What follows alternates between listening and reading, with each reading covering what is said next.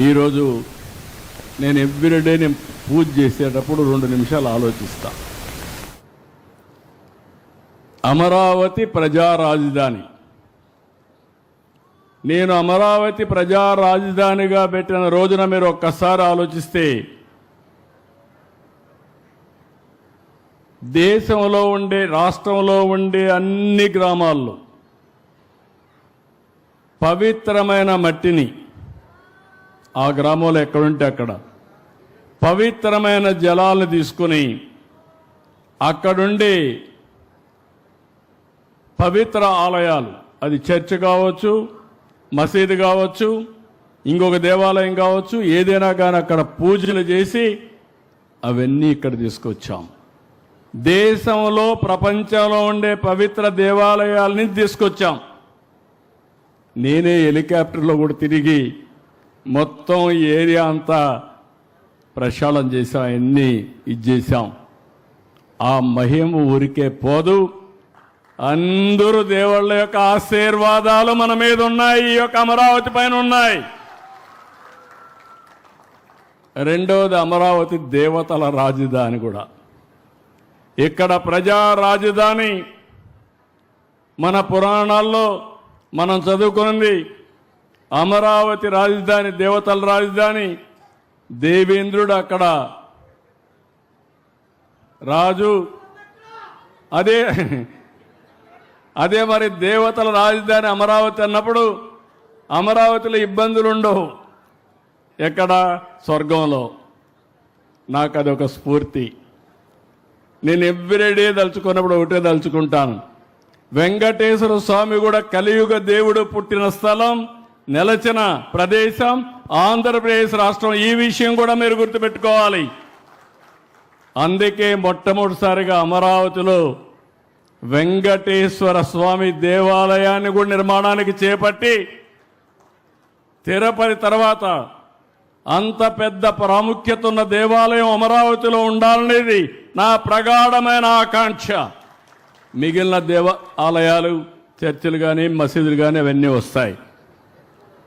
ఆ యాంగిల్ నేను ఎవ్రీడే, మీరు అపార్థం చేసుకోకపోతే, మీరందరూ ఆశ్చర్యపోకపోతే, నేను ఒకటే కోరుకుంటా, అమరావతి ప్రజా రాజధాని, అమరావతి దేవతల రాజధాని, కలియుగ దేవుడు వెంకటేశ్వర స్వామి.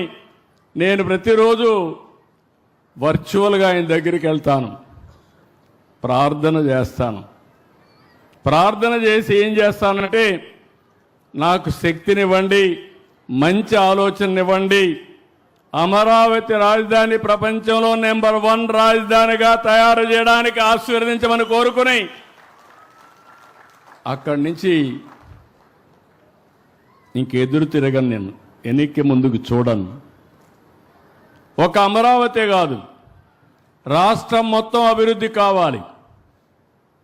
అందుకే నేను కోరుకునే ప్రార్థనలో హెల్తీ, వెల్తీ, హ్యాపీ సొసైటీ, ఇది నా ప్రేయర్లో ఎప్పుడూ ఉంటుంది. అంటే అందరికీ ఆరోగ్యం ఉండాలి, అందరూ కూడా డబ్బులు ఉండాలి. డబ్బులు లేకుండా, పేదరికం, తిండి లేకుండా ఉంటే మనం ఎన్ని సిద్ధాంతాలు చెప్పినా సిద్ధాంతాలుగానే మిగిలిపోతాయి. మూడోది, ఆనందం ఉండాలి. ఆనందం లేని లైఫ్ వృధా. అందుకే నేనున్నా, మా వాళ్ళు ఆ పక్కన వస్తా ఉంటే ఆ పక్క ఈ పక్క బ్రిడ్జికి గోడలు కట్టారు. తొంగి చూస్తే నీళ్లు పోతా ఉంటే, ఆహ్లాదకరంగా నీళ్లు ఉంటే, పైన కొండల్లో పచ్చదనం. ఈ పచ్చదనం ఎక్కడా ఉండదు, అది కూడా గుర్తుపెట్టుకోవాలి. ప్రత్యేకమైన పచ్చదనం ఉండే ఏకైక ప్రదేశం మన అమరావతిని. అలాంటి పచ్చదనానికి ఎందుకు ఈ మాట వాడుతున్నానంటే, వేరే ప్రాంతాలు ఇంత థిక్ ఇది రాదు. భూమి సారవంతంగా వచ్చి ఏదైనా కావచ్చు. మేము ఎన్నికల్లో ఒక మాట చెప్పాం, నేను మా మిత్రుడు పవన్ కళ్యాణ్ గారు ఒక మాట చెప్పాం,